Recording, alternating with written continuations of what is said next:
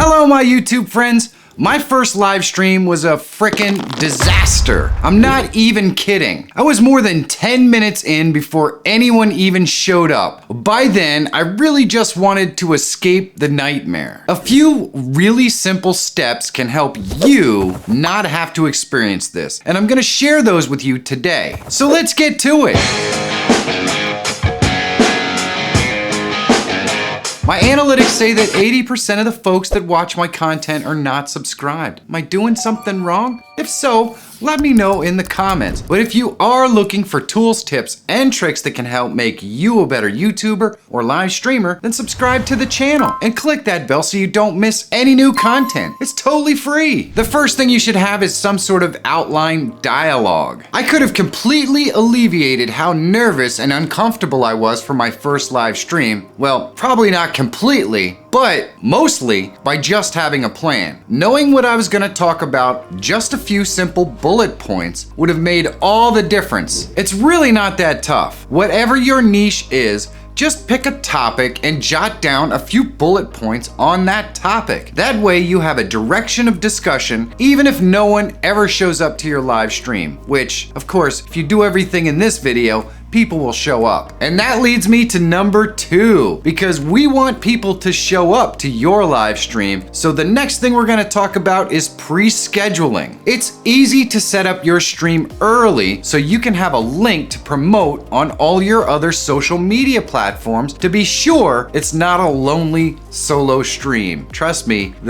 those are no fun. And here's how you do it. Here we are in our YouTube profile, and you can go up here and click go live, or if you go over here to the create button and drop that down, it has a go live button as well. So just pick one of those and click it. Brings you into the live studio. Next, we want to go over here to the left and we want to click the manage button. You can see we don't have any live streams scheduled, so we can go up here to the top right and schedule a stream. Here it allows you to pick from an old stream that you might have done, so you can reuse the settings on that, or you can create a new one, and that's what we're going to do. Here we go. We're starting a fresh live stream. You just need to put a title in here, whatever you want for your live stream. Then you can select the visibility of your live stream, whether it's unlisted, private, or public. I always test my live streams and I use unlisted to do that. And you're going to want to test your live streams to make sure your settings work properly with your setup. And so that's what you'll select, unlisted, go live, and you can go ahead and watch it back and make sure everything works right. Right below there, we have this box here, which we can put our description in, and you just want to put a brief description in human terms as to what you're going to talk about in your live stream or what it's about.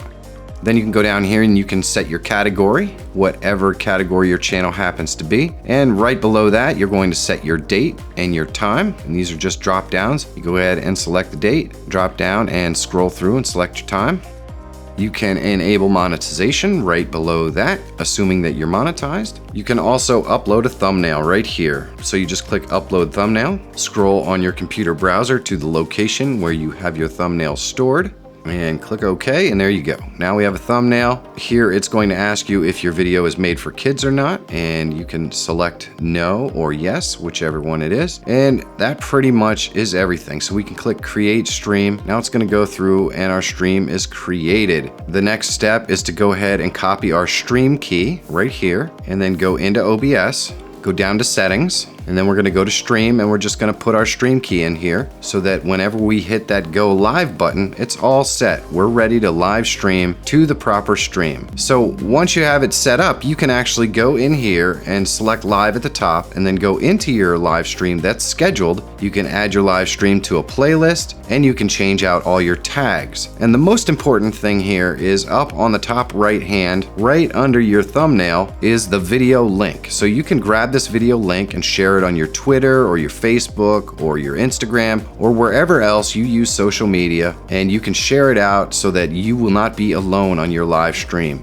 You can also change the visibility of the scheduled stream right here, and you're all good to go. Now, when you're ready to go live, that magic date comes, you just come in here and you click the Go Live button in your profiles, and then you go over here to the left and you click that Manage once again, and you're going to see this time your live stream is here. So you can just click on your live stream, it'll bring you in here. Now we can just flip back over into OBS and click Start Streaming because we already loaded our profile settings in there and everything. And you'll see it says excellent condition. In a moment, we're going to see our live stream pop up on that preview box right there. And once it does, you want to make sure it's muted and then go ahead and click Go Live. And you're all set. You just started a scheduled live stream. The next one is just your stream setup. Every stream has a pretty simple setup and format, but I had no idea when I first started. So here's a simple basic setup to get you started really easily. So you can see we have the default scene in OBS when we open it, and we're just gonna rename that. We're gonna call this one Countdown. Then I'm gonna click the plus under Sources, and I'm gonna go ahead and just put a text in here and call this text Starting Soon. And I'm just gonna click OK. And I can go in here and change my font.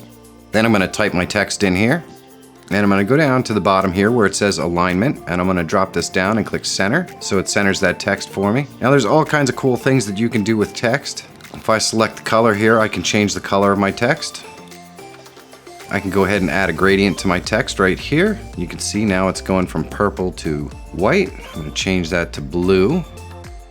And I'm gonna change the second color, change it to like an orange or something. Now you can see we have a gradient that goes across, and I can adjust the gradient on that, the opacity of the gradient, and the gradient direction. So I can make it diagonal, up and down, left to right. However I want my gradient direction to move, I can change this up. So it's pretty cool, it gives you lots of options. I can also add a background. You can see when I do this, it doesn't actually show the background, and that is because our background opacity is 0. I can also add an outline to this, and let's adjust the background. You can see what that looks like. We got a full background, or you can fade it out, however you want it set up. I can adjust the size of that outline, and that looks pretty good. We can work with that.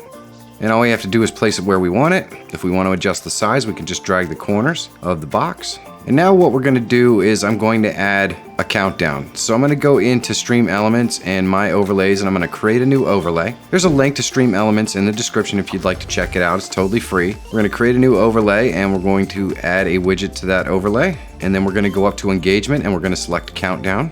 And we can just move our countdown anywhere on our screen that we want. And we can use a date or a time, whatever we wanna do. And we only need the minutes and seconds. You can obviously do days and hours for your countdown if you like, but we're just gonna remove the hours and days. So now we're just showing minutes and seconds, and then I can change this up so that when the countdown is finished, it will put this text on the screen. And then I can go down in here to text settings, and I can change the font. And there are all kinds of awesome fonts right in Stream Elements. Makes it super easy to change the font if you would like. And then we can go into settings, and we're going to set this so it's 10 minutes countdown. And I'm just gonna adjust the size of this. But first, let's save this out. We'll give it a name, we'll call it Countdown, and just click Save. Then we'll go up here and we're gonna click this little link, so that copies this URL. Now we'll adjust the size here. You can see when I make the box bigger, it doesn't adjust the text size. So we need to go into text settings and just adjust this font size up. And then we'll adjust the box size to fit that font. And there we go. Now I'm just gonna save this again, copy that URL, and we'll go back into OBS, and we're gonna click the plus. We're gonna go to browser. I'm gonna call this browser source countdown, and then click OK. We're gonna paste that link into the URL. We're gonna set the height and width the same as our live stream, which is 1920 by 1080. And I'm just gonna delete this custom CSS out of here and click OK. And there we go. So now we're gonna flip back over in here. We're gonna make it bigger. And I'm gonna save that, and we'll flip back over into OBS. You can see it looks pretty good, but it's still not centered. So I'm gonna go back into here, and I'm just gonna center my text, save it out, and go back into OBS. And there we go. Looks pretty good. All I need to do now is get it lined up properly. So I can just move this down a little bit, save it out, and there we go. Now we have a great countdown timer. Now, if we wanted to start this countdown timer over, or you're trying to figure out how to start the countdown timer over, you just right click on your browser source, go into properties, Scroll down to the bottom here and refresh the current page, and boom, your countdown timer will start over at the top. You're all set. All you have to do then is click start streaming and you're ready to go. Now our next scene, we're gonna add our main scene. This is the one that our camera is going to be on. I'm gonna click plus, go to video capture device, and I'm gonna call this one camera. Click OK. I'm just gonna add in my proper camera. I'm gonna configure it up so the resolution is proper. And I'm gonna scroll down to the bottom and select use custom audio device, and I'm gonna select the proper microphone for my camera, or the one I'm gonna be using for my live stream, and click OK. So now we have audio and we have a camera in our main scene. Maybe we wanna add an overlay. I'm just gonna click the plus, go to media source. I'm gonna type out overlay. Now, if you want to know how to make this overlay, I do show you how in a video. You can check the box in the top right-hand corner of your screen. It will show you how to do it. Once we get in here, we're going to browse to a local file. That is the local file for our overlay. We're gonna loop this overlay because it is a video file, and we're all set. I just need to click OK. Now we can place our overlay anywhere we want on our screen. And you can see our overlay has boxes, so we can add text. If you're interested in knowing how to do that, once again, that link in the top right-hand corner will show you how to do all of that stuff too. Now we're gonna create a new scene. We're gonna call this one Hold. We're gonna click the plus under sources, and we're gonna add some text to our new scene. Call this one BRB. And I'm just gonna type in here, be right back. And of course, if you're live streaming and you need to use the bathroom or you need to pause for a second, this is the screen that you would switch to. And so I'm just creating that to show you guys how to do it. You can change your fonts and do all that fun stuff. Place it anywhere you want on the screen, and there we go. Now we have a be right back. Now you can add music and all kinds of things to each one of these scenes. You can make these as complex and interesting as you like. I'm just showing you the basics of how to set up a live stream, the common scenes that people use. We're gonna click the plus in scenes and add one more, and this one is an end screen. I'm gonna click OK. I'm gonna go to plus, and I'm gonna add another text source. Now you might be saying, why do you need to add a screen to tell folks that the live stream is over? Well, you don't. It's not absolutely necessary, but the reason why you may want to add a screen that tells folks that your stream is over, it's because a lot of people may want to hang out when the stream is over because they're finishing up a conversation they might have been having in the chat or something like that. Maybe you want to take 30 seconds to thank the folks, and this way you're still live while your end screen is up, and folks can finish up their conversation and say goodbye to other people. And so an end screen for a minute or two is a good thing to have. Now I'm gonna just go over here in scene transitions. I'm gonna select one of the ones that's built in called slide, and now you can see when I go to countdown, there we go. We would be starting our live stream. We put the countdown in there, we click start streaming, and when this countdown is over, all we need to do is click on our main scene, and boom, it slides it in. There we go. We're having our live stream, and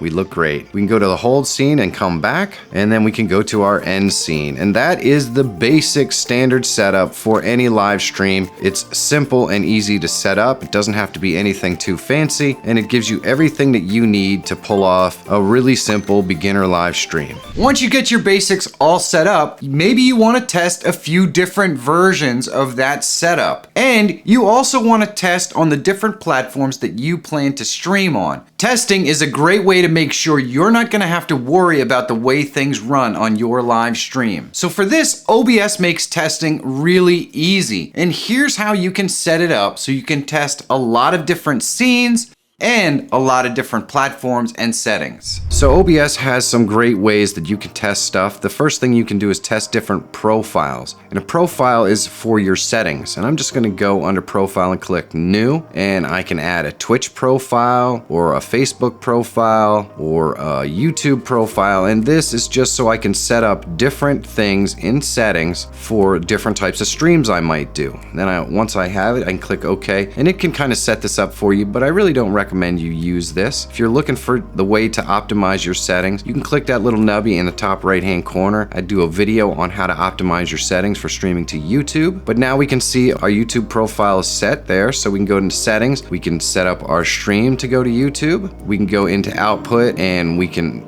go to advanced and set all this up for our stream. We can go into audio and change things. We can go into our video and change our output and our canvas resolution. We can set everything up and click apply, and it saves our settings for that profile. So we can have lots of different profiles. If I go into my main profile, you'll see here, if I go into settings and I go to stream, there my stream key is loaded up for that profile. And if I go back into my YouTube one, I didn't load any stream key up in here, so you're gonna see when I go to stream, there isn't anything loaded yet. You can have a bunch of different test profiles where you can test your settings to make sure that it works properly for your machine. And you can do the same thing in scene collection. So I'm gonna go in here and I'm gonna create a new test scene. I'm gonna click OK, and you can see it starts me off with a basic profile. So now I can build an entire live stream scene collection here and test it out to see how it works. Not only that, but I can flip back and forth to my other scene collections so that I can compare them against one another, or even copy and paste objects from one scene collection to another. This makes it really easy to test a lot of different types of live streams to see which works the best for you and to get the practice of creating them and switching scenes. And nothing makes live streams go better than practice. So once you're done testing and you have some ones you really like, you can easily go in there and select the ones that you don't like, go to scene collection and just remove them. And there you go, you've done all your testing. You don't need a whole collection of different scenes, and so you just remove them. And you can do the same thing in profile. You just select the one you don't want, go to remove, and you can remove it. By the way, you can also export and import scenes that you want to take to another machine or bring over from another machine. It's really that simple. This is such an awesome feature, and it helps you to really test what you're going to do on your live stream so you know what your end result is going to be. Number 5, and I can't stress this enough, it seems like common sense, but believe me, things can really get away from you. Keep your live streams as simple as possible. I know you want to do fancy things with multiple cameras and lots of scenes and fancy overlays. Early on, the best thing you can do is having quality audio, proper lighting, and simple overlays that just work. When you first start out, things will go wrong. In fact, when you've been doing it for a while, things will go wrong. But it's a lot easier to troubleshoot when you keep things as simple as possible. And I have a bonus one for you. There is a bonus to live streaming that is also the bonus to this video. There is something that I used to call the live streaming rush. It's a high, a jolt of adrenaline that you get when you live stream. So if you're gonna live stream, be prepared not to be able to sit down for an hour or two afterwards. It's just intoxicating when you pull off a fantastic live stream, and it will have you definitely excited for your next live stream. I can completely promise you that. It's the best reason to live stream. If you want to learn how to troubleshoot issues with your live stream, you should definitely check this video out. And if you're always looking for tools, tips, and tricks that can help make you a better YouTuber or live streamer, subscribe to the channel. It's totally free. My name is Michael Fire Jr. Thank you so much for watching. Have a great day, and I'll see you in the next one.